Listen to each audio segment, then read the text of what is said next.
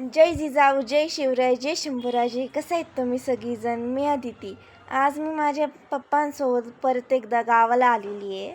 काही दिवसांपूर्वी मी तुम्हाला शेत दाखवलेलं होतं आणि त्यावेळी आजोबांनी इंद्रायणी भाताच्या बिया बोवलेल्या होत्या शेतामध्ये. तर आज मी तुम्हाला ते शेत दाखवणार आहे. शेवटपर्यंत व्हिडिओ नक्की पहा आणि लाईक, शेअर आणि सबस्क्राईब करा.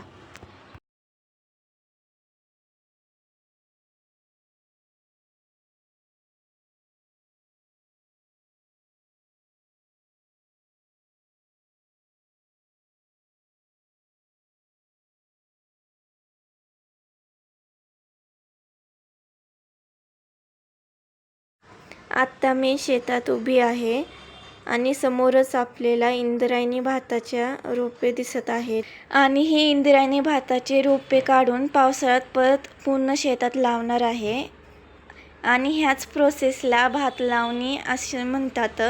आणि ही सगळी प्रोसेस मी तुम्हाला दाखवणार आहे, त्यासाठी थोडंसं वेट करावा लागेल. आणि बाजूला पेरूची झाडं आहेत आणि पेरू अजून चांगली आली नाही, तर काही दिवसांनंतर मी तुम्हाला परत पेरू दाखवेल कशी आहेत ती.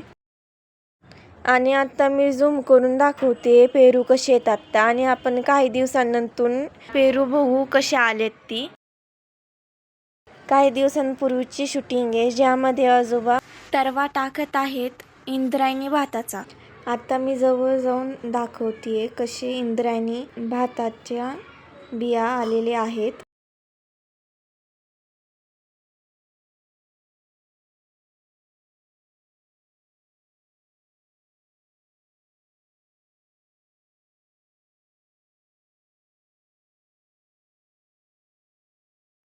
आता मी आंब्याच्या झाडाखाली आलेली आहे आणि काही वेळापूर्वी पप्पांनी आणि मी आंबे तोडलेले होते आणि तुम्ही पाहू शकता. आणि हे पाईप आहे ज्याच्यामध्ये तिने पाणी शेतांमध्ये येतं आणि माझ्या आजोबांनी ड्रिपेज सिस्टीम केलेली आहे ज्याच्या मदतीने उन्हाळ्यात जास्त पाणी वेस्ट होत नाही. हाच तो पुरंदर किल्ला जिथे छत्रपती संभाजी महाराजांचा जन्म झाला आणि पुरंदरचा तह छत्रपती शिवाजी महाराज आणि मिर्झा जयसिंग यांच्यासोबत झाला. आमच्या गावातून पुरंदर किल्ला असा दिसतो.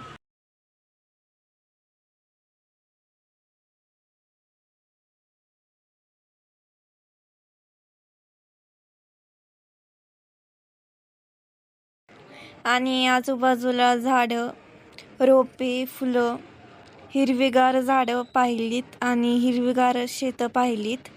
आणि असाच निसर्गरम्य वातावरणाचा आस्वाद घेऊन आम्ही पुण्याला निघालो. पुण्याला निघता निघता मला आणि माझ्या पप्पांना जोरात भूक लागलेली, तर मिसळपावचं हॉटेल शोधून आम्ही मिसळपाव खाला, म्हणजेच मिसळवर ताव मारला. आणि मिसळची टेस्ट खूपच चांगली होती, अप्रतिम होती आणि झणझणीत कालवण होतं. त्यानंतरून आम्ही पोचलो कात्रज बोगद्याची इथं. कात्रज बोगद्याच्या पुढेच कात्रज घाट आहे जिथे छत्रपती शिवाजी महाराजांनी शाहिस्तेखानला उल्लू बनवलेले होते. आणि ह्या स्टोरीचे एक्सप्लेनेशन मी तुम्हाला मागच्या व्हिडिओजमध्ये दिलेलं आहे. नेक्स्ट व्हिडिओजमध्ये मी तुम्हाला सर्वांना सिंहगड किल्ला आमच्या गावातून कसा दिसतो हे दाखवणार आहे.